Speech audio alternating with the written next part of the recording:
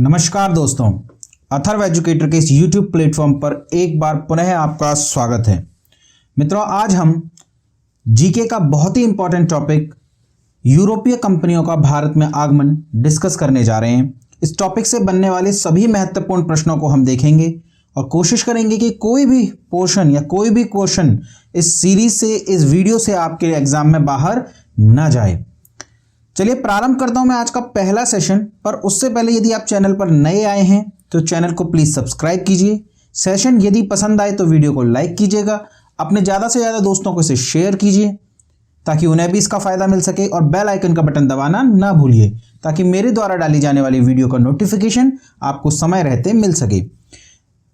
आज का ये जो वीडियो लेक्चर है दोस्तों, यह Allahabad high court group C, group D के साथ साथ जूनियर असिस्टेंट, वन दरोगा, SSC GD, SSC CGL, CHSL, KVS exam भर्ती, इन सभी के लिए महत्वपूर्ण है। जहां भी जीके का पोर्शन कवर होता है उसमें इस टॉपिक से प्रश्न अक्सर पूछे जाते हैं।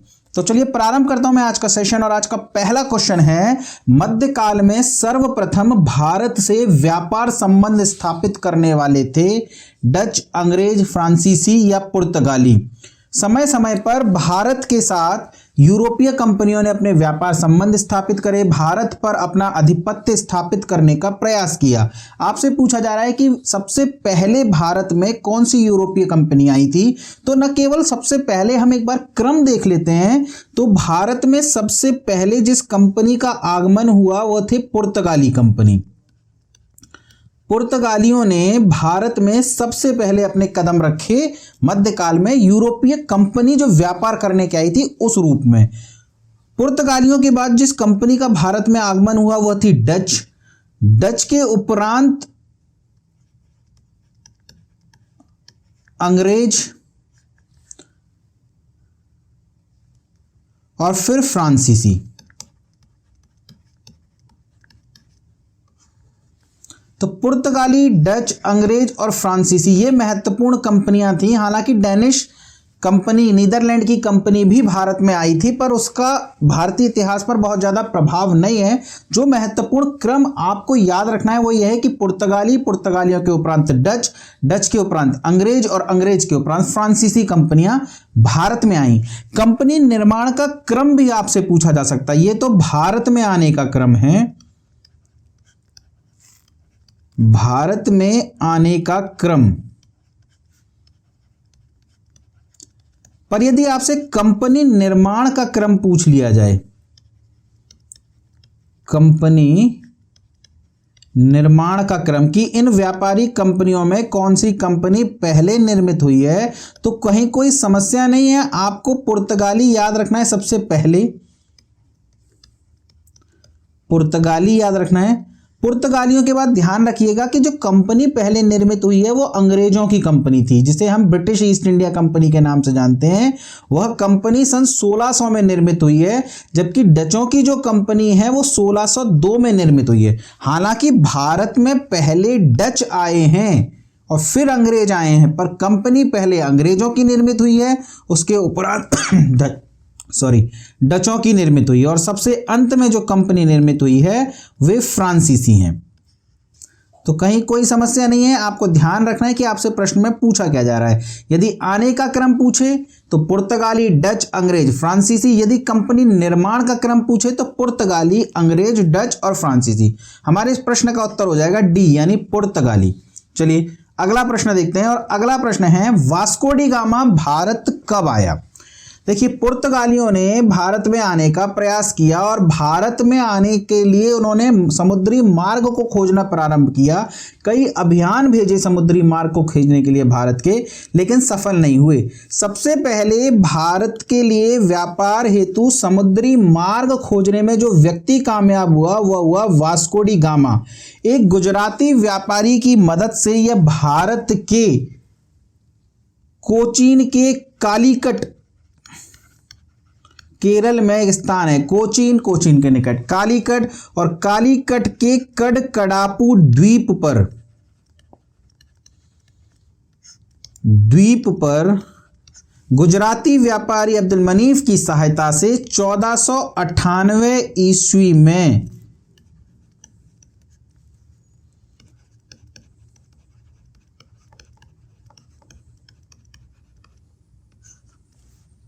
पहुंचा। यहाँ का राजा था जमोरिन। हालांकि यहाँ के राजा की उपाधि होती थी जमोरिन, आपको नाम नहीं मिलता, पर फिर भी राजा जमोरिन ही से कहा जाता है। कंपटीशन वर्ल्ड में जितनी भी किताबें हैं वहां पे आप इसे राजा जमोरिन देखा मिलेंगे। जबकि ये जमोरिन का तात्पर्य राजा होता था, इसका नाम नहीं मिलता हमें कि वो कौन था। तो राजा जमोरिन ने वास्को डी गामा का स्वागत किया। वास्को डी गामा का स्वागत किया। उसने देखा कि हाँ कोई यूरोपीय व्यापारी आया हुआ है, तो उसने उसका स्वागत किया। और कहा जाता है कि जब वास्को डी गामा भारत से बाहर गया तो अपने साथ मसाले लेकर के गया, और जिस प्राइस पर वो मसाले लेकर के गया था उससे 60 गुना फायदा कमाया उसने यूरोप में जाकर के। 60 गुना फायदा, देखिए 60 गुना, यहाँ डबल फायदा मिल जाए तो उस बिजनेस में लाइन लग जाती है। और वास्को डी गामा ने 60 गुना फायदा कमाया, यानी पूरे यूरोप में भगदड़ मच गई कि हमें भारत पहुंचना है किसी भी प्रकार और भारत से व्यापार करना है। तो डचों ने भी अपना समुद्री मार्ग खोजना प्रारंभ कर दिया, लेकिन किसी के पास समुद्री मार्ग नहीं था। अब यह समुद्री मार्ग पुर्तगालियों को पता लग चुका था। वास्को डी गामा ने 1498 में भारत के लिए समुद्री मार्ग खोज लिया था। चलिए अगला प्रश्न देखते हैं, और अगला प्रश्न है पुर्तगाली उपनिवेश का प्रथम वायसराय भारत में कौन हुआ। आपसे पूछा जा रहा है कि पुर्तगाली वायसराय कौन हुआ। देखिए सबसे पहले भारत में जो पुर्तगाली आया वो आया Vasco D gamma. Vasco D gamma Bharat से सामान लेकर गया, उसने अपने देश में जाकर के बेचा, 60 गुना फायदा कमाया, अपने देश में इसका नाम हो गया। वहां के राजा किंग मैनुअल ने वास्को डी गामा को वाणिज्य प्रधान की उपाधि दे दी। उसने कहा ये तो सबसे बड़ा व्यापारी है जो इतना फायदा कमा रहा है, वाणिज्य प्रधान की उपाधि दे दी पुर्तगाल के राजा किंग मैनुअल ने वास्को डी गामा को। वास्को डी गामा के बाद पेड्रो एल्ब्रेज कैब्रल भारत आया। इसके उपरांत वास्को डी गामा पुनः भारत आया। वास्को डी गामा 1502 के आसपास पुनः भारत आया। भाई 1500 में आया पेड्रो एल्ब्रेज कैब्रल, आपको ईयर याद रखने की जरूरत नहीं है, पर ध्यान रखिएगा वास्को डी गामा पुनः भारत आया।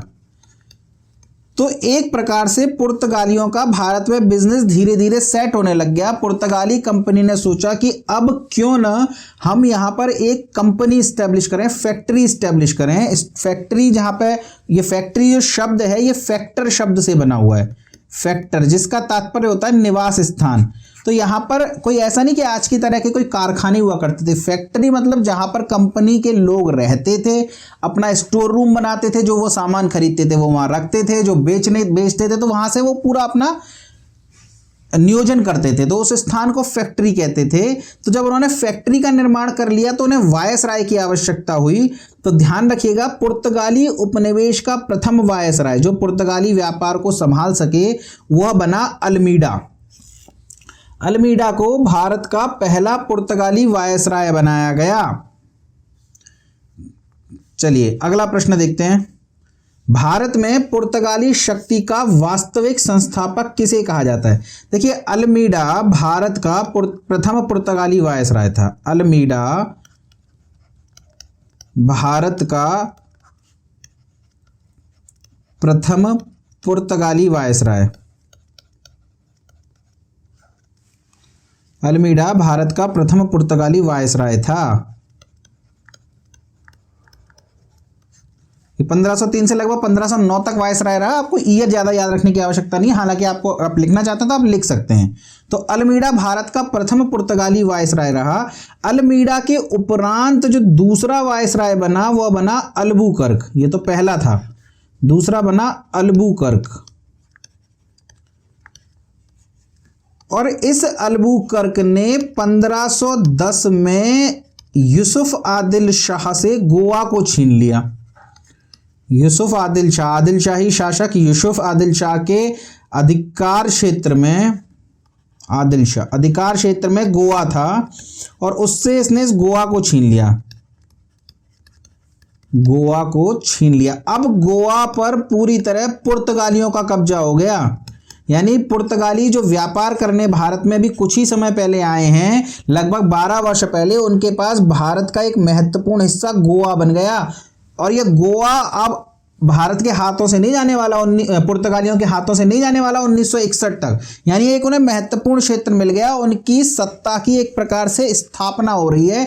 इस वजह से इस अल्बुकर्क को पुर्तगाली शक्ति का वास्तविक संस्थापक कहा जाता है। यह पुर्तगालियों का दूसरा वायसराय था।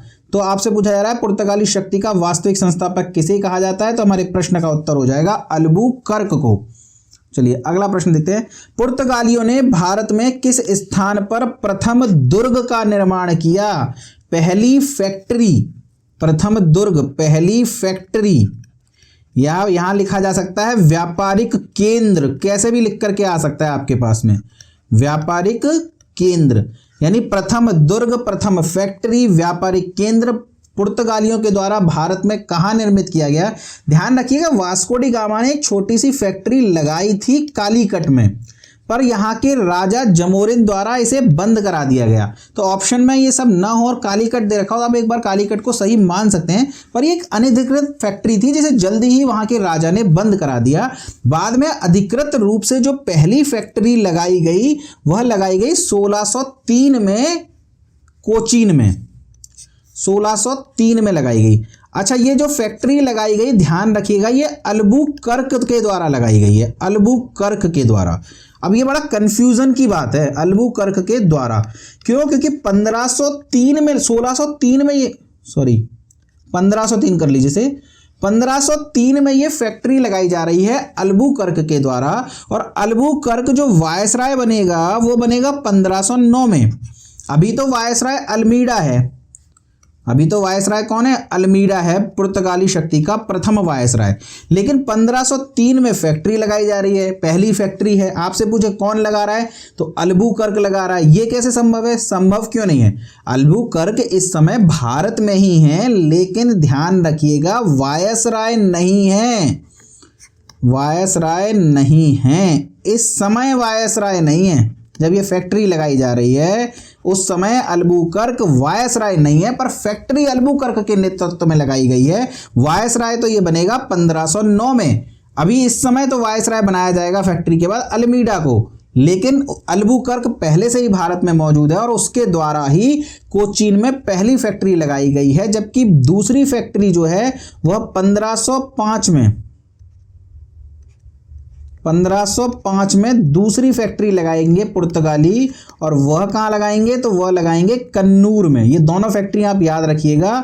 पहली फैक्ट्री कोचीन में लगाई गई 1503 में, किसके द्वारा? तो अल्बुकर्क के द्वारा। जबकि दूसरी फैक्ट्री लगाई जा रही है 1505 में कन्नूर में, वो किसके द्वारा? तो वो अल्मीडा के द्वारा। तो कोई फैक्ट कहीं भी गलत नहीं है, किसी भी प्रकार का कोई कंफ्यूजन ना रखिएगा, इस बात को अच्छे से देखिए। यदि आपको कोई कंफ्यूजन है तो इस क्वेश्चन को दोबारा सुनिए, इस वीडियो लेक्चर को बार बार सुनिएगा, और उसके बाद भी आपको कोई भी कंफ्यूजन है तो आप कमेंट सेक्शन में मुझसे पूछ सकते हैं। मैं आपके प्रश्न का उत्तर हर हालत में दूंगा दोस्तों। चलिए अगला प्रश्न देखते हैं। अगला प्रश्न है, निम्न में से किस पुर्तगाली वायसराय द्वारा भारत में शांत जल की नीति चलाई गई? ध्यान रखिएगा, पुर्तगालियों ने जो नीतियां भारत में अधिकार क्षेत्र के लिए, व्यापार पर अधिकार करने के लिए चलाई है, उसमें से सबसे इंपॉर्टेंट नीति है शांत जल की नीति। इस नीति का प्रारंभ किसने किया अगर आपसे पूछे, तो इस नीति को प्रारंभ किया है अल्मीडा ने। पुर्तगाल के पहले वायसराय, भारत में पुर्तगाल के पहले वायसराय अल्मीडा के द्वारा शांत जल की नीति चलाई गई। जबकि इस नीति को समाप्त अगर आपसे पूछ ले किसने किया, प्रारंभ कई बार पूछा गया है, समाप्त बहुत कम पूछा गया है। अगर आपसे पूछ ले समाप्त किसने किया, तो ध्यान रखिएगा दूसरे गवर्नर और भारत में पुर्तगाली शक्ति के वास्तविक संस्थापक अल्बुकर्क के द्वारा इस नीति को समाप्त कर दिया गया।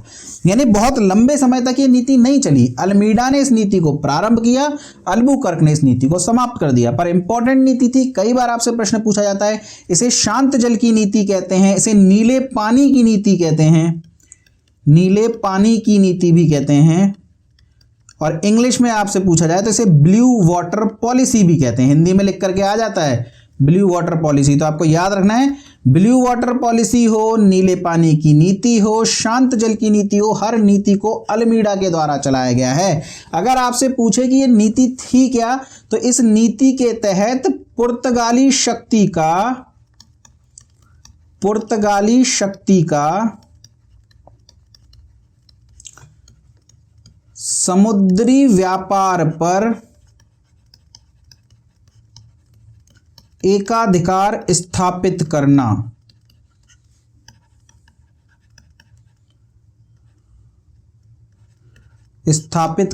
इस नीति का उद्देश्य था। यानी भारत के साथ कोई और समुद्री मार्ग से व्यापार न कर सके, इसके लिए इन्होंने एक नौसेना गठित करी, समुद्र में अपने बड़े बड़े जहाजी बेड़े तैयार कर दिए कि अब अगर आप इस समुद्री मार्ग से भारत के साथ व्यापार करोगे तो आपको हमें कर देना पड़ेगा। अरे अब जब कर देना पड़ेगा और कर हैवी होगा तो फिर माल की कीमत भी तो बढ़ जाएगी। माल की कीमत बढ़ जाएगी तो पुर्तगाली जिस माल पर कीमत को बेच रहे हैं उससे सस्ता नहीं बेच पाएंगे, तो पुर्तगालियों के माल की हमेशा डिमांड रहेगी। तो इस प्रकार व्यापार पर एकाधिकार करने के लिए शांत जल की नीति चलाई अल्मीडा के द्वारा, हालांकि इसे अल्बुकर्क के द्वारा समाप्त कर दिया गया। इसके बाद पुर्तगालियों ने जो एक सबसे इंपॉर्टेंट नीति चलाई वो थी कार्टेज अल्मेडा की नीति। कार्टेज अल्मेडा व्यवस्था, इस नीति को समाप्त करके जो बाद में नीति चलाई गई वो थी कार्टेज अल्मेडा व्यवस्था। तो शांत जल की नीति किसने चलाई? तो वह नीति अल्मीडा ने चलाई। समाप्त किसने करी? अल्बुकर्क ने। चलिए अगला प्रश्न देखते हैं। अगला प्रश्न है 1510 में अल्बुकर्क ने किस वंश के शासक से गोवा छीना? कुतुब शाही, निजाम शाही, आदिल शाही या इमाद शाही? चर्चा मैं कर चुका हूं कि 1510 में अल्बुकर्क ने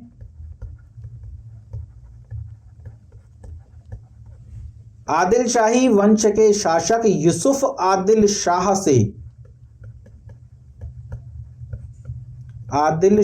से गोवा छीन लिया। ध्यान रखिएगा, यूसुफ आदिल शाह से गोवा 1510 में छीन लिया है अल्बुकर्क ने, किंतु गोवा को पुर्तगाली शक्ति का केंद्र अभी स्थापित नहीं किया गया। या आप कह सकते हैं कि भारत में अभी पुर्तगाली मुख्यालय गोवा में स्थापित नहीं हुआ है। गोवा इन्हें मिल गया है 1510 में। 1503 के आसपास जो इन्होंने अपना मुख्यालय बनाया है वो कोचीन को बनाया है और वही बना रहेगा। यह तो 1530 के आसपास एक वायसराय आएगा, अभी नाम नहीं बताऊंगा, उस वायसराय के द्वारा पुर्तगाली शक्ति का केंद्र कोचीन से गोवा स्थानांतरित किया जाएगा। उसके उपरांत पुर्तगाली शक्तियों का जो केंद्र है वह गोवा बना रहेगा। लेकिन आपसे यहां पूछा जा रहा है कि पुर्तगालियों को गोवा प्राप्त कब हुआ? तो पुर्तगालियों को गोवा 1510 में प्राप्त हो गया यूसुफ आदिल शाह से। पुर्तगाली दूसरे गवर्नर अल्बुकर्क ने उसे छीन लिया। तो इस प्रश्न का उत्तर हो जाएगा आदिल शाही। चलिए अगला प्रश्न देखते हैं। किस शासक ने पुर्तगालियों को भटकल में दुर्ग बनाने की इजाजत दी? तो तुलुव वंश के महाप्रतापी शासक कृष्णदेवराय ने पुर्तगालियों को भटकल में दुर्ग बनाने की इजाजत दी थी। चलिए कृष्णदेवराय के बारे में हम बहुत विस्तृत रूप से पढ़ेंगे जब हम विजयनगर साम्राज्य को पढ़ेंगे। तो अभी आप ध्यान रखिएगा कि पुर्तगालियों को भटकल में दुर्ग बनाने की इजाजत कृष्णदेवराय ने दी थी। तुलुव वंश के राजा थे कृष्णदेवराय। चलिए अगला प्रश्न देखते हैं। कोचीन के स्थान पर गोवा को पुर्तगालियों की राजधानी कब बनाया गया? चर्चा मैंने करी थी कि 1510 में अल्बुकर्क ने यूसुफ आदिल शाह से गोवा को छीन लिया, किंतु उसे केंद्र नहीं बनाया। 1530 में एक वायसराय था पुर्तगाल का, नीनो डी कुन्हा। ध्यान रखिएगा, तीसरा वायसराय जिससे संबंधित कुछ प्रश्न बनते हैं वो है नीनो डी कुन्हा। कुछ प्रश्न बनते हैं वास्को डी गामा से। वास्को डी गामा हालांकि वायसराय नहीं था पर पहला व्यापारी था। उसके बाद पेड्रो एल्ब्रेच कैब्रल से बनते हैं। उसके उपरांत अल्मीडा और अल्बुकर्क से, और आपको जो एक नाम पढ़ना है वो नीनो डी कुन्हा है। इसके अलावा एक प्रश्न बार्थोलोमेव डियाज से भी बनेगा, चर्चा करेंगे, पर ध्यान रखिएगा नीनो डी कुन्हा ये तीसरा का वायसराय नहीं है, बीच में और भी वायसराय बने होंगे जो हमें नहीं पढ़ने। 1530 में नीनो डी कुन्हा ने क्या किया था, उसने अब जो राजधानी थी, मुख्यालय था पुर्तगालियों का भारत में, उसे कोचीन से गोवा में स्थानांतरित कर दिया। तो हमारे प्रश्न का उत्तर हो जाएगा 1530। चलिए अगला प्रश्न देखते हैं। अगला प्रश्न है, किस पुर्तगाली वायसराय ने गुजरात के शासक बहादुर शाह की हत्या कर दी? ये वही बहादुर शाह है दोस्तों जिसे आपने पढ़ा होगा कि चित्तौड़ पर इन्होंने हमला किया था जब रानी कर्णावती को जौहर करना पड़ा था। ये वही बहादुर शाह है जिसने मंदसौर के युद्ध में और सारंगपुर के युद्ध में हुमायूं के हाथों पराजय हासिल करी थी और अब गुजरात को गंवाना पड़ गया था। और गुजरात को गंवाने के बाद ये पुर्तगालियों की शरण में आया। पुर्तगालियों की मदद से हालांकि बहादुर शाह ने पुनः गुजरात को प्राप्त भी कर लिया था। हुमायूं के हाथों से गुजरात निकल गया था, इसीलिए लेनपूल ने कहा था कि मालवा और गुजरात हुमायूं को पके हुए आम की भांति प्राप्त हुए, जो जितनी शीघ्रता से इसे मिले उतनी ही शीघ्रता से इसके हाथों से निकल गए। चलिए ये तो बात दूसरा टॉपिक है, पर आप ध्यान रखिएगा कि ये बहादुर शाह पुर्तगालियों का मित्र बन गया। पुर्तगालियों के पास था यह जो है, लेकिन उसी समय किसी वजह से इसकी नीनो डी कुन्हा से द्वीप पर अधिकार को लेकर के अनबन शुरू हो गई और कहते हैं कि नीनो डी कुन्हा ने इसे घूमने के बहाने बुलाया और इसकी हत्या कर दी। यानी अब पुर्तगाली इतने शक्तिशाली होते जा रहे हैं धीरे धीरे कि भारतीय राजाओं की हत्या करने में संकोच नहीं कर रहे। तो नीनो डी कुन्हा ने गुजरात के शासक बहादुर शाह की हत्या कर दी। इसलिए नीनो डी कुन्हा आपके लिए इंपॉर्टेंट हो जाता है। इसने एक तो राजधानी परिवर्तित करी है, अपना मुख्यालय परिवर्तित करा है कोचीन से गोवा। इसके अलावा गुजरात के शासक बहादुर शाह की हत्या कर दी और पुर्तगाली क्षेत्र को भी इन्होंने बढ़ाया। सेंट थोमे में बस्ती स्थापित करी, द्वीप पर पुनः अधिकार करा।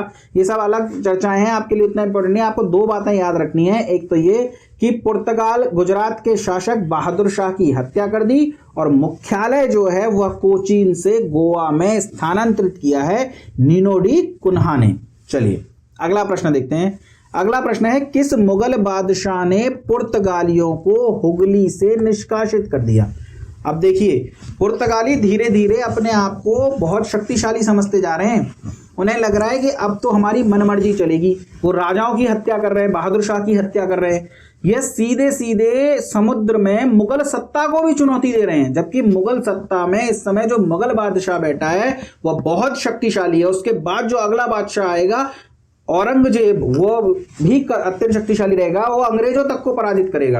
यानी इस समय भारत में मुगल सत्ता को चुनौती नहीं दी जा सकती और पुर्तगाली मुगल सत्ता को चुनौती देने लग रहे हैं। शाहजहां ने अंत में क्रोधित होकर जो पुर्तगालियों की सबसे पावरफुल फैक्ट्री थी हुगली, वहां से पुर्तगालियों को निष्कासित कर दिया। इन पुर्तगालियों को बाद में क्षमा मांगनी पड़ी, अन्यथा भारत से पुर्तगाली इतिहास शाहजहां के समय में ही समाप्त हो जाता। शाहजहां के समय में ही यह इतिहास समाप्त हो जाता, पूरे पुर्तगालियों को भारत से निकाल देता। पर उन्होंने पुर्तगालियों ने क्षमा मांग ली, इस वजह से पुर्तगाली भारत में रहे। हुगली से पुर्तगालियों को निष्कासित कर दिया था मुगल बादशाह शाहजहां के द्वारा। चलिए अगला प्रश्न देखते हैं। पुर्तगालियों से अंग्रेजों को बंबई कब प्राप्त हुआ? देखिए ये प्रश्न बड़ा इंपॉर्टेंट है।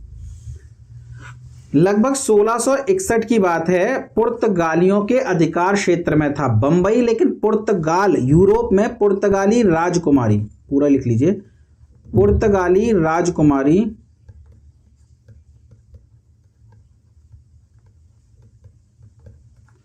कैथरीन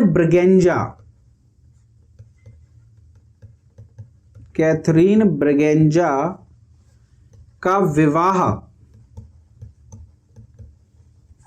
ब्रिटेन के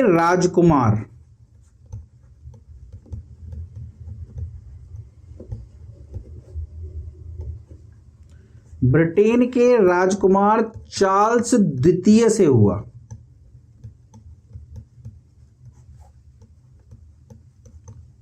अब भारत में बंबई पर जो अधिकार है वो पुर्तगालियों का है। पुर्तगालियों ने वह बंबई अपने पुर्तगाली सरकार यानी इस राजघराने को सौंप दी और इस पुर्तगाली राजघराने ने बंबई दहेज में, देखिए कैसे बांट रहे हैं भारत के क्षेत्रों को, दहेज में पुर्तगालियों द्वारा अंग्रेजों को दे दी गई। पुर्तगालियों द्वारा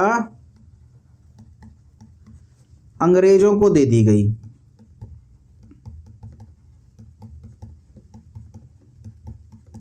ये घटना हो रही है 1661 की, लेकिन ये ब्रिटिश ईस्ट इंडिया कंपनी को बंबई नहीं प्राप्त हो रही है, बल्कि बंबई तो प्राप्त हो रही है मतलब राजघराने को। तो राजघराने ने बाद में 10 पाउंड वार्षिक, यानी बहुत ही नॉमिनल चार्ज पर 10 पाउंड वार्षिक पर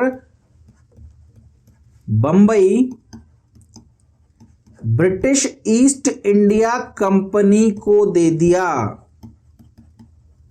कि लो भाई, इस बंबई को तुम संभालो, हमें तो बस 10 पाउंड वार्षिक दे दो, बाकी बंबई का जो करना है तुम देख लो। तो बंबई पुर्तगालियों के पास थी। 1661 में कैथरीन ब्रिगेंजा और चार्ल्स द्वितीय के विवाह के फलस्वरूप वह ब्रिटिश साम्राज्य को प्राप्त हुई और ब्रिटिश साम्राज्य ने 10 पाउंड वार्षिक पर उसे बंबई जो है वो ब्रिटिश ईस्ट इंडिया कंपनी को दे दिया। तो पुर्तगालियों को अंग्रेजों से जो बंबई प्राप्त हुई है वह प्राप्त हुई है 1661 में। चलिए अगला प्रश्न देखते हैं। अगला प्रश्न है, उत्तमाशा अंतरीप की खोज किसने करी? ध्यान रखिएगा, उत्तमाशा अंतरीप या केप ऑफ गुड होप भी कहते हैं, इसको उत्तम आशा द्वीप भी कहते हैं, उत्तम आशा द्वीप भी कहते हैं। देखिए समुद्री मार्ग खोजा जा रहा है, लगभग 1486 के आसपास की घटना है। कोई भी भारत के लिए समुद्री मार्ग खोजने में कामयाब नहीं हो रहा है। ये भारत है और यहां पर दक्षिण अफ्रीकी महाद्वीप है। देखिए आर्ट डिजाइन में मत जाइएगा दोस्तों, आप बस कंसेप्ट समझिए। ये अफ्रीका महाद्वीप है और यहां कहीं पुर्तगाल है। अब पुर्तगाल से निकलते हैं जहाजी बेड़े खोजने के लिए, कोई इधर चला जाता है, कोई इधर चला जाता है, किसी को समझ नहीं आ रहा कि भारत है कहां। भारत से व्यापार करते थे वे इस मार्ग से पहले से ही, लेकिन इस मार्ग पर अब मुसलमानों ने अधिकार कर लिया है, इसलिए उन्हें नए मार्ग की आवश्यकता है। अब वे इस मार्ग से नहीं पहुंच पा रहे हैं भारत तक। कई जहाजी बेड़े आए हैं और 1486 में बार्थोलोमो डियाज यहां पहुंच गया। उसने सोचा कि शायद यही भारत है, लेकिन भारत तक वो नहीं पहुंच पाया। पर उसे ये पता लग गया कि भारत का मार्ग जो है वो यहीं से कहीं जाता है, इसलिए इसने इसे कहा कि ठीक है हम भारत नहीं खोज पाए पर ये उत्तम आशा है। ये तो हिंदी का शब्द है, इंग्लिश में इसे केप ऑफ गुड होप कहा गया कि ठीक है यहां से अब हमें एक होप मिलती है कि हम भारत को खोज लेंगे। केप ऑफ गुड होप देख लीजिएगा दोस्तों, ये कट नहीं रहा हो, यहां वैसे लिखा ही हुआ है केप ऑफ गुड होप। तो ये जो अंतिम छोर है अफ्रीकी महाद्वीप का, इसे केप ऑफ गुड होप कहा गया, जिसे 1486 में बार्थोलोमो डियाज ने खोजा। जो पुर्तगाली नाम मैंने आपको बताए थे उसमें मैंने बार्थोलोमो डियाज भी कहा था कि बार्थोलोमो डियाज से एक प्रश्न बनता है कि केप ऑफ गुड होप किसने खोजा। तो 1486 में बार्थोलोमो डियाज ने केप ऑफ गुड होप को खोजा। चलिए अगला प्रश्न देखते हैं। पुर्तगालियों द्वारा कन्नूर में अपनी फैक्ट्री कब लगाई गई? 1503 में पुर्तगालियों ने पहली फैक्ट्री लगाई। पहली फैक्ट्री पुर्तगालियों के द्वारा लगाई गई। कहां लगाई गई? तो कोचीन में लगाई गई। किसने लगाई? तो ध्यान रखिएगा, अल्बुकर्क ने लगाई। हालांकि ये अल्बुकर्क इस समय वायसराय नहीं है, ये बात बहुत ध्यान रखनी है आपको। 1505 में दूसरी फैक्ट्री लगाई गई। दूसरी फैक्ट्री, ये दूसरी फैक्ट्री कहां लगाई गई? तो ये लगाई गई कन्नूर में।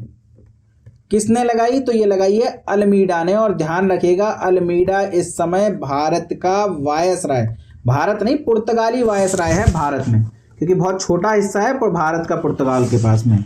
तो 1505 में दूसरी फैक्ट्री कन्नूर में लगाई गई, अल्मीडा के द्वारा लगाई गई, जबकि 1503 में पहली फैक्ट्री कोचीन में लगाई गई, जो कि अल्बुकर्क के द्वारा लगाई गई। इन यूरोपीय शक्तियों के द्वारा पहली और दूसरी फैक्ट्री बड़ी इंपॉर्टेंट हो जाती है दोस्तों, तो आपको ध्यान रखना है। अच्छा, आपसे पूछ रहा है कन्नूर वाली, तो इस प्रश्न का उत्तर हो जाएगा 1505।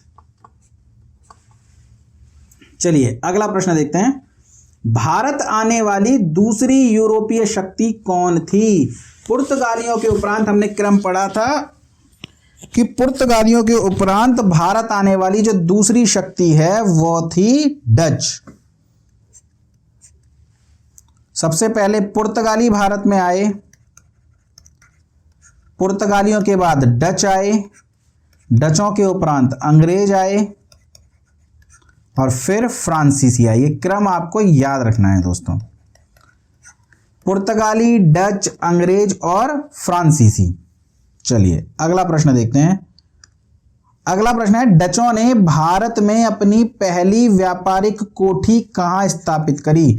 देखिए डच भारत में सीधे नहीं आए हैं, डचों में कर्नल हाउटमैन करके थे, जैसे आप वास्को डी गामा पढ़ते हैं पुर्तगाल में, डच में नाम भूल जाते हैं या नहीं पढ़ते, कर्नल हाउटमैन थे और कर्नल हाउटमैन पुर्तगाल से चले और उत्तमाशा अंतरीप को छोड़ दिया। भारत भी नहीं उन्हें मिला क्योंकि भारत यहां कहीं रह गया और वे पहुंच गए सीधे सुमात्रा द्वीप पर, इंडोनेशिया के सुमात्रा द्वीप पर, यानी कि वे पूर्व में पहुंच गए और फिर सुमात्रा द्वीप से भारत आए डच। तो सीधी सी बात है कि भारत के पूर्वी छोर पर पहुंचे तो यहीं कहीं वो अपनी पहली फैक्ट्री भी लगाएंगे। तो ध्यान रखिएगा, डचों ने भारत में अपनी पहली व्यापारिक कोठी जो है वो मसूलीपट्टनम में लगाई है, जिसे मछलीपट्टनम के नाम से भी हम जानते हैं। डचों ने उसके उपरांत पुलिकट में भी अपनी फैक्ट्री लगाई है और यहीं पर एक सोने का सिक्का वो ढालते थे जिसे पैगोडा कहते थे। प्रश्न पूछा जाता है पैगोडा क्या है, तो पैगोडा डचों द्वारा ढाला जाने वाला, डचों द्वारा ढाला जाने वाला एक प्रकार का सोने का सिक्का था।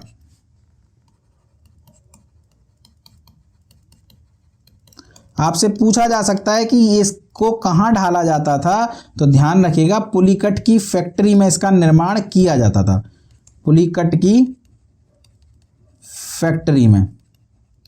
चलिए अगला प्रश्न देखते हैं, बहुत सारे प्रश्न करने हैं दोस्तों, थोड़ा फास्ट चलेंगे। बेदरा का युद्ध कब लड़ा गया, आपसे पूछा जा रहा है बेदरा का युद्ध कब लड़ा गया। तो ध्यान रखिएगा बेदरा का युद्ध जो है वो 1759 में लड़ा गया है। चिनसुरा के निकट पड़ता है बेदरा, ध्यान रखिएगा चिनसुरा डच फैक्ट्री थी और चिनसुरा में एक फोर्ट है गुस्तावस फोर्ट। इस गुस्तावस फोर्ट का निर्माण चिनसुरा में डचों द्वारा कराया गया था, यानी ये इनकी शक्ति का केंद्र था और इसी के निकट पड़ता है बेदरा, चिनसुरा के निकट बेदरा पड़ता है और इस बेदरा में डचों और अंग्रेजों के बीच लड़ाई हुई और ये लड़ाई कब हुई, ये हुई 1759 में, ये जिसमें डच पराजित हो गए।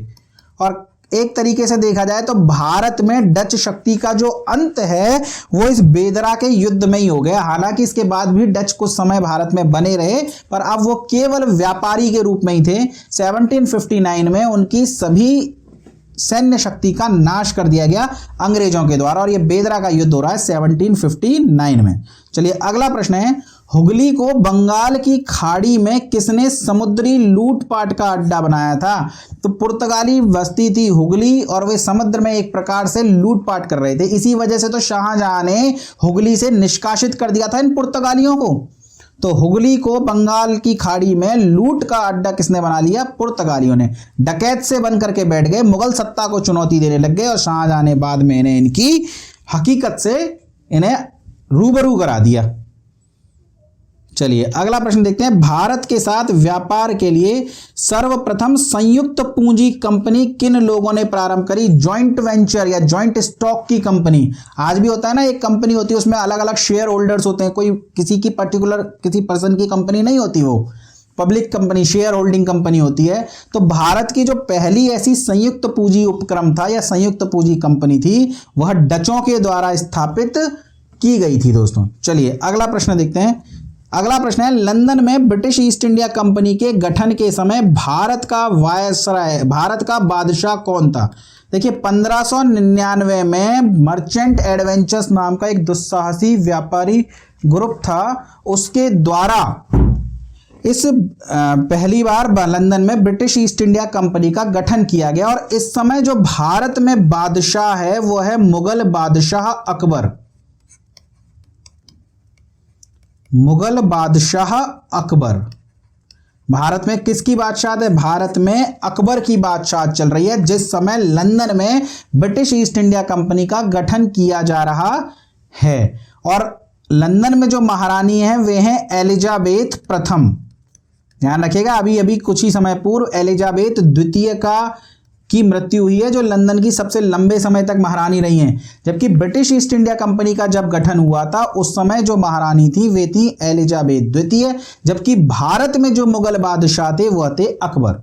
चलिए अगला प्रश्न देखते हैं। अगला प्रश्न है, किसे मुगल बादशाह जहांगीर द्वारा इंग्लिश खान की उपाधि दी गई। देखिए 1599 में British East India company establish हो चुकी है और अब वह भारत में पहुंच रही है। भारत में पहुंच रही है तो वह चाहती है कि अब भारत में हम अपना व्यापारिक केंद्र स्थापित करें। अब इसके लिए किसकी परमिशन चाहिएगी? बादशाह की परमिशन चाहिएगी। ध्यान रखिएगा, जब कंपनी निर्मित हो रही है तो बादशाह अकबर है। अब अकबर के नाम से जॉर्ज पंचम का पत्र लेकर के विलियम हॉकिंस आ रहा है भारत। लेकिन भारत में अकबर की जब वह पहुंचा तो अकबर की मृत्यु हो चुकी है और जो पत्र है बादशाह है वह जहांगीर बन चुका है। तो यह विलियम हॉकिंस जहांगीर के दरबार में पहुंचा, पर इसके पास जो पत्र है वह अकबर के नाम का है। अब चूंकि यह विलियम हॉकिंस तुर्की में रह चुका था, इस वजह से तुर्की भाषा को बहुत अच्छे से बोलता था, तो इसने जहांगीर के दरबार में आकर तुर्की में बात करी, जिससे जहांगीर प्रसन्न हो गया और जहांगीर ने कहा कि आप तो इंग्लिश खान हो, इंग्लिश खान हो, यानी अंग्रेजी भी बोल रहे हो और तुर्की जो है वो बिल्कुल मुसलमानों की तरह बोल रहे हो, आप तो इंग्लिश खान हो।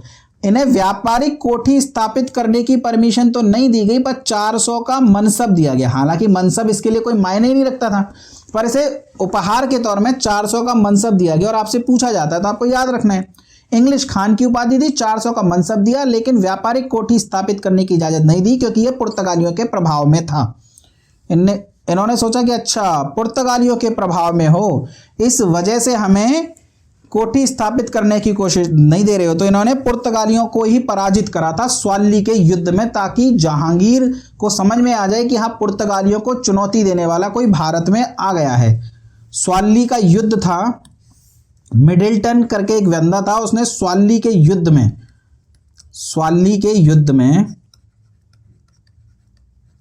में मिडिल्टन का एक सेनापति था थॉमस बेस्ट, तो आप ये नाम याद रखिएगा। स्वाली के युद्ध में थॉमस बेस्ट ने पुर्तगालियों को पराजित कर दिया।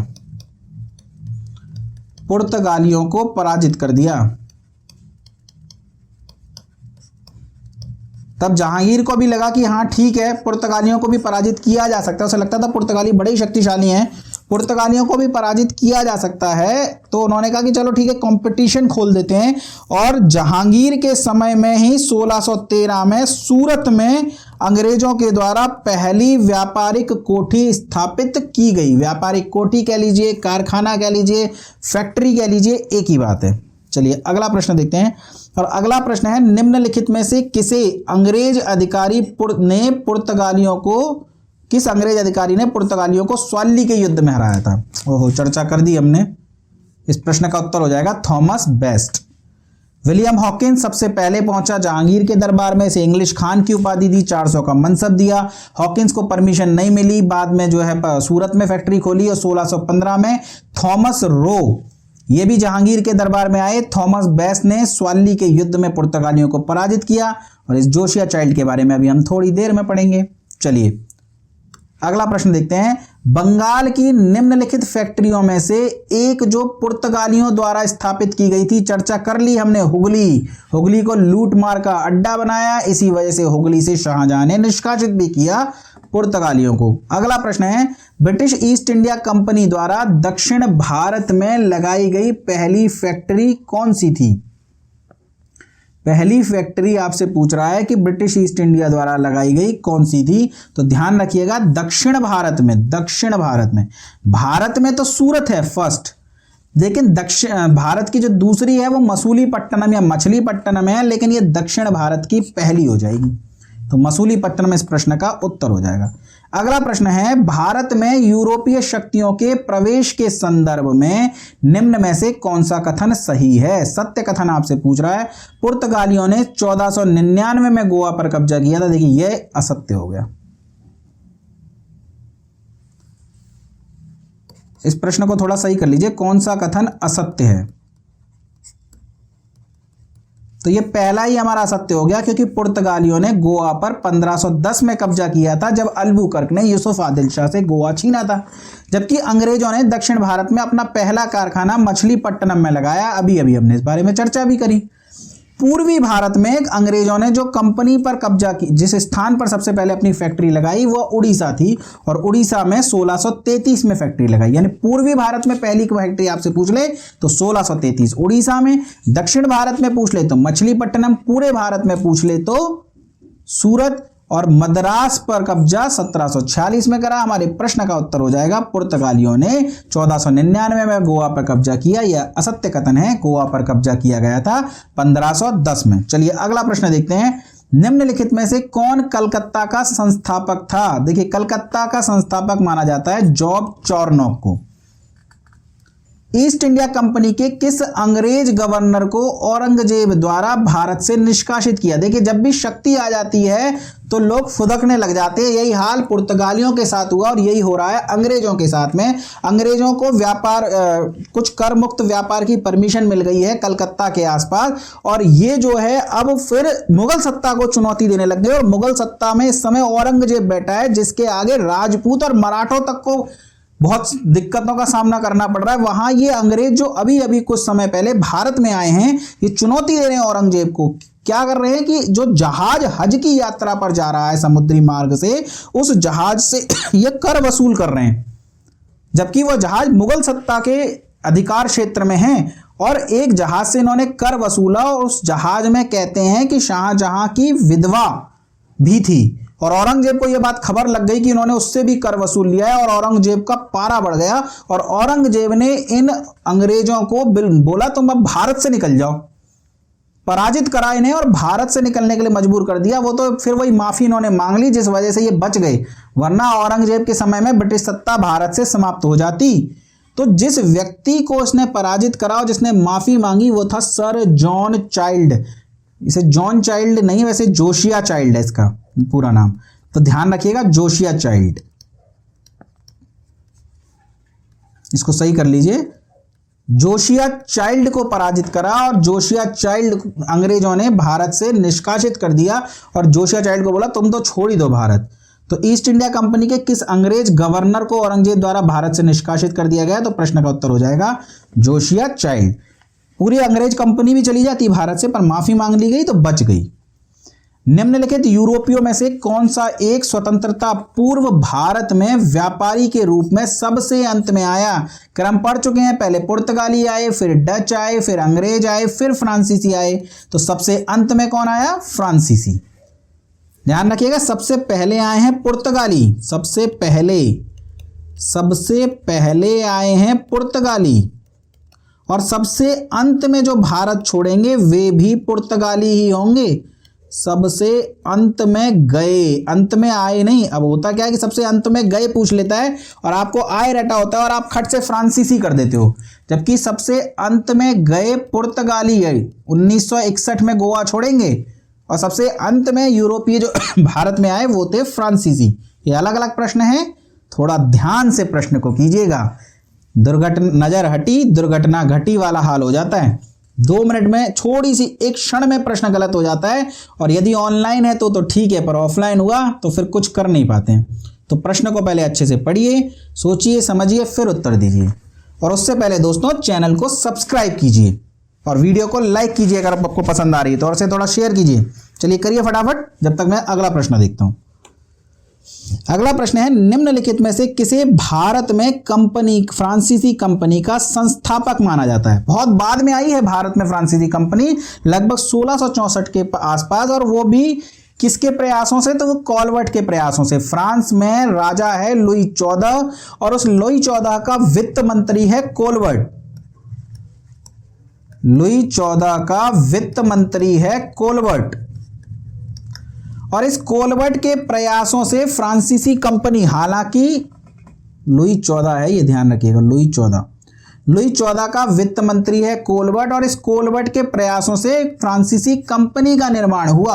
हालांकि ये कंपनी पूर्णतः एक सरकारी कंपनी थी, पर कंपनी बनी और भारत में भेजी गई व्यापार करने के लिए, और फ्रैंको मार्टिन की मदद से भारत में फ्रांसीसी कंपनियों ने अपनी पहली फैक्ट्री की स्थापना करी है। फ्रांसीसी कंपनी की पहली फैक्ट्री भी सूरत में ही निर्मित हुई है, और अंग्रेजों की पहली फैक्ट्री भी सूरत में ही निर्मित हुई है। चलिए अगला प्रश्न देखते हैं।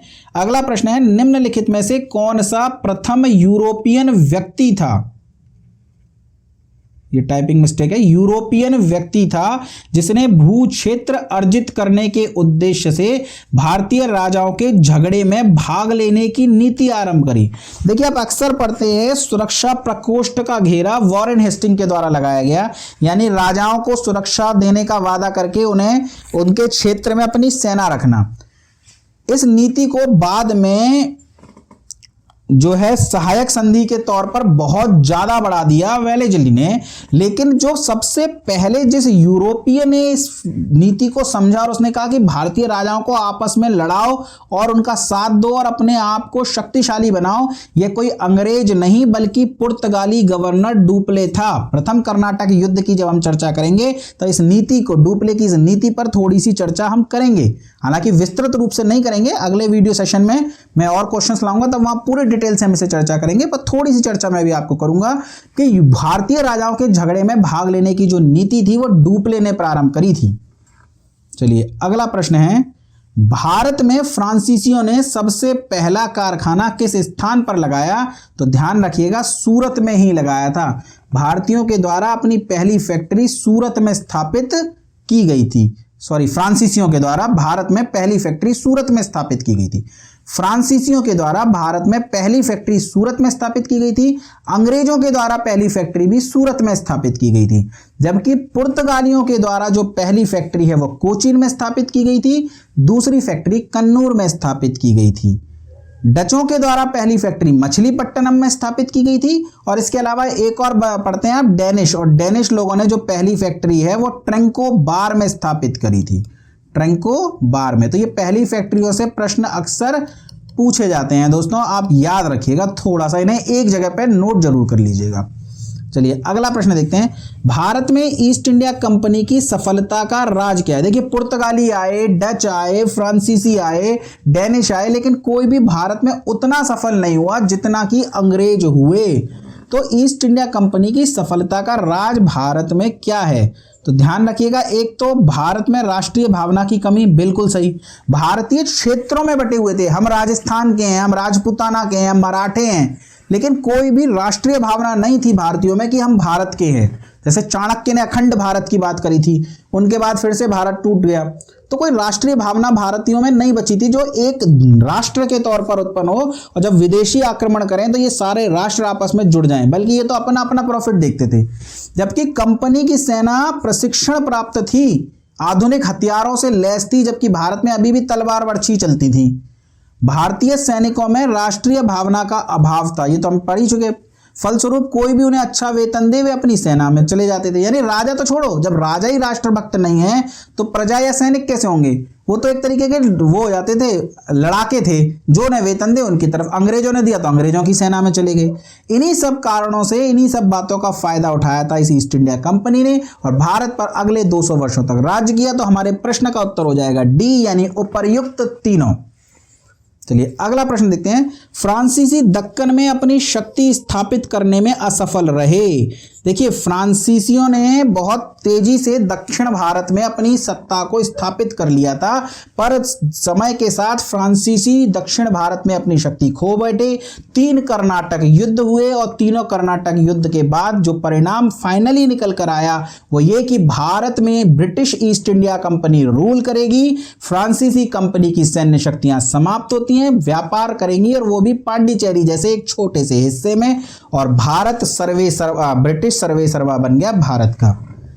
तो इस सब का कारण क्या था? फ्रांसीसी आखिर असफल क्यों हो गए? क्या डुप्ले सक्षम सेनापति नहीं था?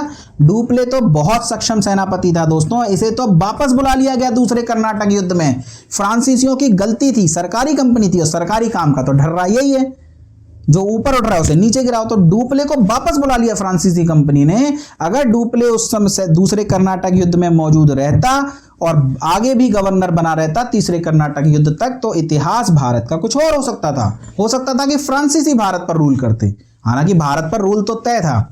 लेकिन डुप्लेस सक्षम सेनापति नहीं था, ये स्टेटमेंट सिरे से गलत हो जाएगा। हाँ, अंग्रेजों की फौज शक्तिशाली थी, अंग्रेजों की जो नौसेना थी वो बहुत शक्तिशाली थी, फ्रांसीसियों से भी अधिक, क्योंकि फ्रांसीसियों की जो शक्तिशाली सेना थी वो यूरोप में युद्ध में क्षतिग्रस्त हो रही थी।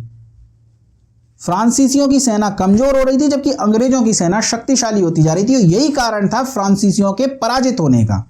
जबकि भारतीय लोग फ्रांसीसियों को पसंद नहीं करते थे, ऐसे कोई साक्ष्य नहीं हो, अंग्रेजों को भी नहीं पसंद करते होंगे। पांडिचेरी सामरिक केंद्र था, इससे भी कोई फर्क नहीं पड़ता। अंग्रेजों की फौज शक्तिशाली थी, इस प्रश्न का उत्तर हो जाएगा दोस्तों।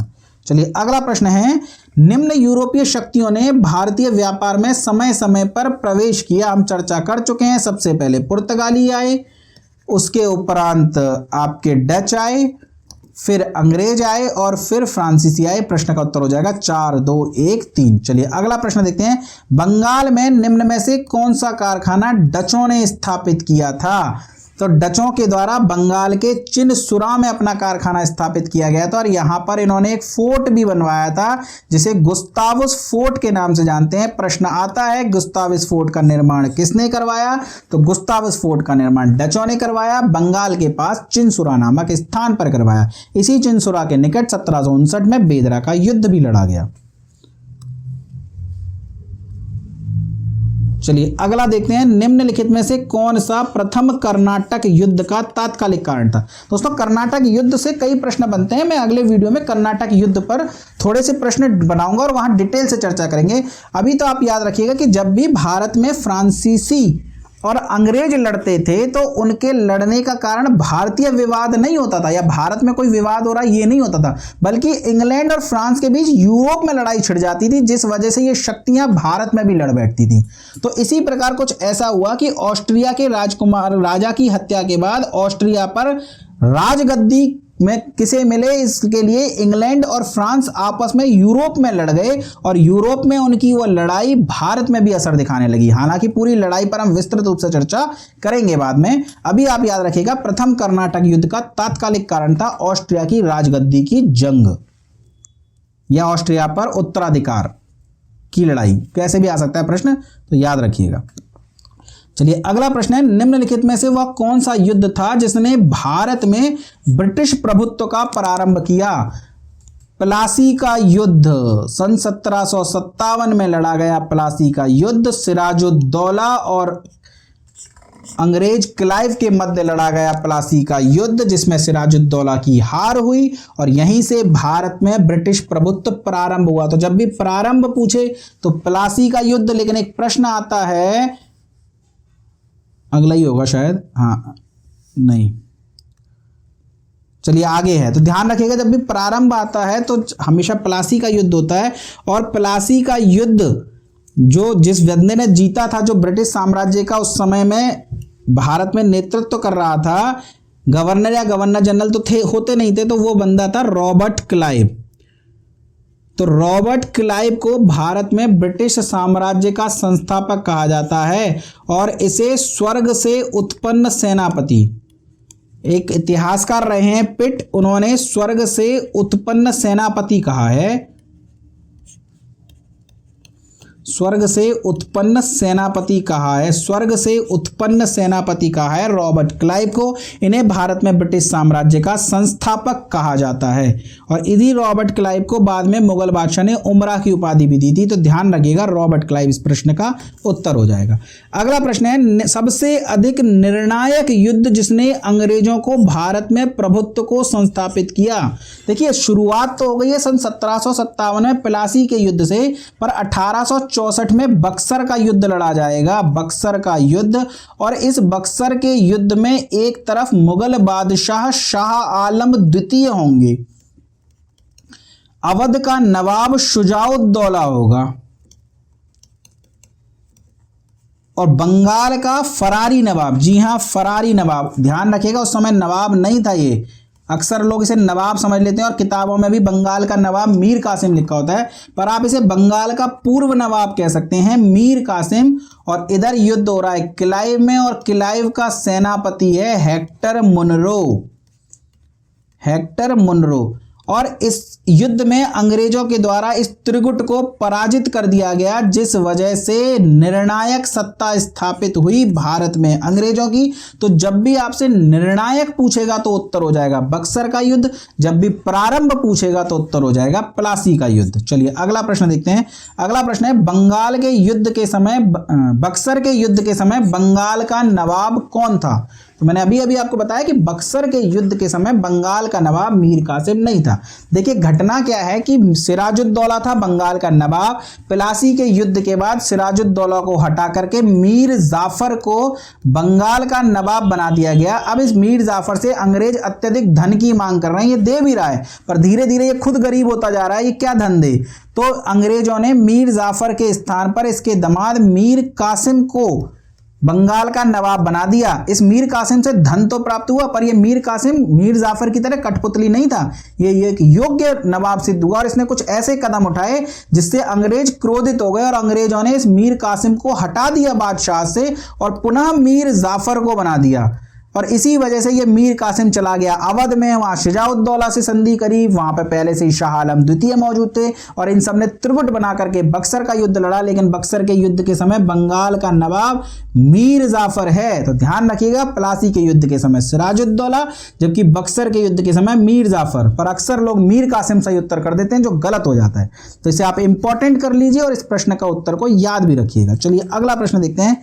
किस मुगल बादशाह ने अंग्रेजों को बंगाल में कर मुक्त व्यापार की अनुमति प्रदान करी? तो उस प्रश्न का उत्तर हो जाएगा फर्रुखसियर। चलिए अगला प्रश्न है, निम्नलिखित में से किस शासक ने ईस्ट इंडिया कंपनी को दीवानी प्रदान करी?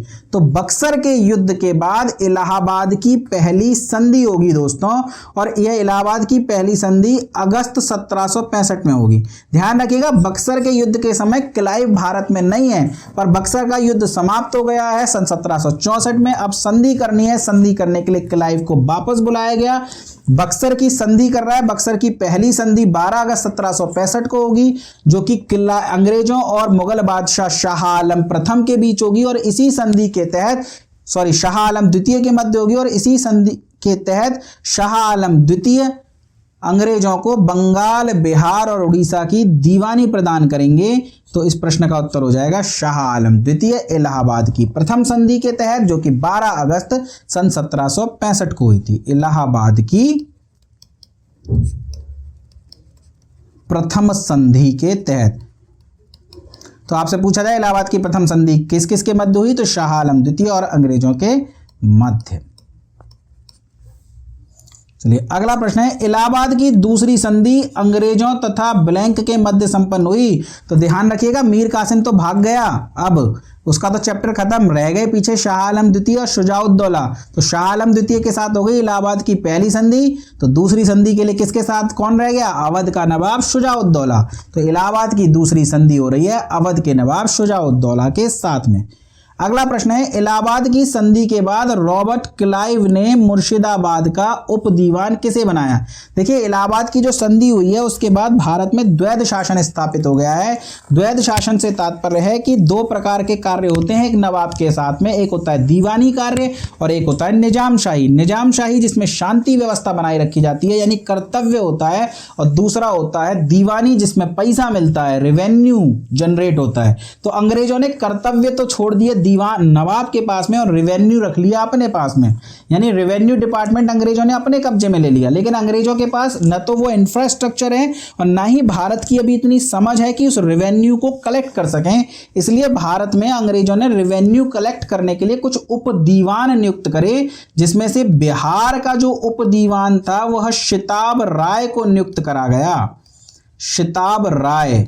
वहीं बंगाल का जो उप दीवान था वह मोहम्मद रजा खान को नियुक्त करा गया, मोहम्मद रजा खान। और उड़ीसा का किया गया था दुर्लभ राय को।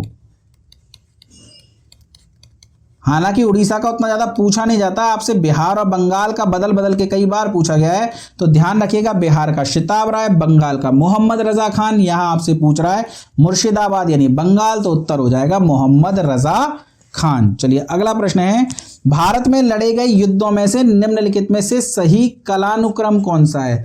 आपसे कुछ युद्ध दिए गए हैं और उन युद्धों का आपसे कलाक्रम पूछ रहा है। तो अंबर का युद्ध, अंबर का युद्ध लड़ा गया है 1749 में। इसके बाद जो युद्ध लड़ा गया है दोस्तों वो है वांडीवाश का युद्ध। वांडीवाश का युद्ध, और ये वांडीवाश का युद्ध जो लड़ा गया है ये लड़ा गया है सन 1760 में। जबकि बक्सर का युद्ध ये सन 1764 में, और एक और युद्ध कौन सा दिया हुआ है, प्लासी का युद्ध। प्लासी का युद्ध ये लड़ा गया है सन 1757 में। तो आपसे क्रम पूछ रहा है तो सबसे पहले अंबर का युद्ध हो जाएगा। तो देख लीजिए अंबर का युद्ध कहाँ पर है, इन दोनों में है। अंबर के युद्ध के बाद वांडीवाश का युद्ध हो जाएगा, नहीं, अंबर के युद्ध के बाद प्लासी का युद्ध हो जाएगा। प्लासी का युद्ध देखिए कहाँ है, वो यहाँ दिया हुआ है। प्लासी के युद्ध के बाद वांडीवाश का युद्ध और उसके बाद बक्सर का युद्ध। तो हमारे प्रश्न का उत्तर हो जाएगा बी। चलिए अगला प्रश्न देखते हैं। निम्नलिखित में से असुमेलित छांटिए। ये कुछ कंपनियां दी हुई हैं दोस्तों और दूसरी तरफ उनका क्रम दिया है। अब आपको पता होना चाहिए ना कौन सी कंपनी किसकी है, तब तो आप इस प्रश्न का उत्तर दे पाएंगे। अगर आपको यही ना पता हो कि कौन सी कंपनी किसकी है तो प्रश्न का आप उत्तर कैसे देंगे। तो ध्यान रखिएगा, एस्तादो द इंडिया ये पुर्तगाली कंपनी है, पुर्तगाली कंपनी, और इसकी स्थापना हुई है 1498 में, यानी ये तो सही हो गया बिल्कुल। जबकि वेरिंग द ओस्ट इंडिशे कंपनी ये एक डच कंपनी है जिसकी स्थापना 1602 में हुई है। जबकि डैन ईस्ट इंडिया कंपनी ये डेनिश कंपनी है जिसकी स्थापना 1616 में हुई है। मैंने आपको बताया था 1620 में डेनिश की पहली फैक्ट्री ट्रेंकोबार में लगी थी। देखिए क्रम में मैंने आपको डेनिश डाला नहीं है, लेकिन इसमें कोई समस्या नहीं है क्योंकि प्रश्न वैसे ही आता तो मैं आपको कंफ्यूज नहीं करना चाहता था। सबसे पहले पुर्तगाली आए, उसके बाद डच आए, फिर अंग्रेज आए, और फ्रांसीसी तो 1664 में आएंगे, तो बीच में आप डेनिश लिख लीजिए और फिर फ्रांसीसी। वैसे ऐसा प्रश्न पूछा नहीं गया, पर पूछा जाए तो ये क्रम कहीं कोई समस्या आपके लिए नहीं बनेगा। जबकि कंपनी द इंडसे ओरिएंटल ये फ्रांसीसी कंपनी है, और इस फ्रांसीसी कंपनी का जो गठन है वो 1665 नहीं बल्कि 1664 में हुआ है दोस्तों। और ब्रिटिश ईस्ट इंडिया कंपनी सन 1599 में गठित हुई। ये कंपनियां हैं पांचों की, उनके क्रम है, उनके ईयर है, आप इसे याद रखिएगा। मैंने एक ही प्रश्न मैंने आपके लिए संकलित किया है। चलिए अगला प्रश्न देखते हैं। अगला प्रश्न है, निम्न में से कौन से कर्नाटक युद्ध का कारण ब्रिटेन और फ्रांस के मध्य यूरोप की प्रतिद्वंदिता नहीं थी। देखिए 3 कर्नाटक युद्ध हुए हैं, पहला, दूसरा, तीसरा। पहले मैंने आपको बताया कि जब भी ब्रिटेन में ये दोनों शक्तियां लड़ती थी तो आपस में लड़ जाया करते थे। तो पहले और तीसरे कर्नाटक युद्ध का कारण तो यूरोप में इन दोनों के मध्य होने वाली लड़ाई थी।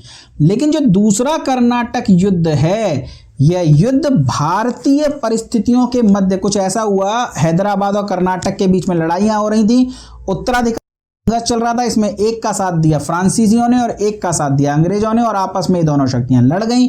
तो द्वितीय कर्नाटक युद्ध जो था वह यूरोप की प्रतिद्वंदिता का कारण नहीं था। बाकी पहला और तीसरा ये दोनों यूरोप प्रतिद्वंदिता इसका कारण थी, जबकि चौथा कर्नाटक युद्ध तो हुआ ही नहीं है। तो इस प्रश्न का उत्तर हो जाएगा द्वितीय कर्नाटक युद्ध। चलिए अगला प्रश्न है, किस कर्नाटक युद्ध को सप्तवर्षीय युद्ध भी कहा जाता है। तो जो तीसरा कर्नाटक युद्ध था उसे सप्तवर्षीय 7 सालों तक चला था, इसलिए उसे सप्तवर्षीय कर्नाटक युद्ध भी कहते हैं। जबकि हालांकि ये सप्तवर्षीय युद्ध लंदन में चल रहा है, यूरोप में चल रहा है, फ्रांस और इंग्लैंड के मध्य में, लेकिन जब तक वहां लड़ाई चलेगी तब तक भारत में भी लड़ाई चलेगी। तो कर्नाटक युद्ध भी 7 सालों तक लगभग चला था भारत में। तो इसे सप्तवर्षीय युद्ध किसे कहा जाता है, तो तृतीय कर्नाटक युद्ध को कहा जाता है। किसने अपनी राजधानी मुर्शिदाबाद से मुंगेर स्थानांतरित करी। तो ध्यान रखिएगा, सिराजुद्दौला के बाद नवाब बना मीर जाफर, मीर जाफर के बाद मीर कासिम नवाब बना। वह एक योग्य नवाब था, उसने अंग्रेजों की ये जो दुष्ट राजनीति थी इससे अपने आप को बचाने के लिए इस राजधानी को मुर्शिदाबाद से स्थानांतरित करके मुंगेर ले गया बंगाल में। तो अपनी राजधानी मुर्शिदाबाद से मुंगेर किसने स्थानांतरित करी, प्रश्न का उत्तर हो जाएगा मीर कासिम। अगला प्रश्न है और आज का अंतिम प्रश्न है, अंग्रेजी शासनकाल में भारत का कौन सा क्षेत्र अफीम के उत्पादन हेतु प्रसिद्ध था? इस प्रश्न का उत्तर हो जाएगा बिहार।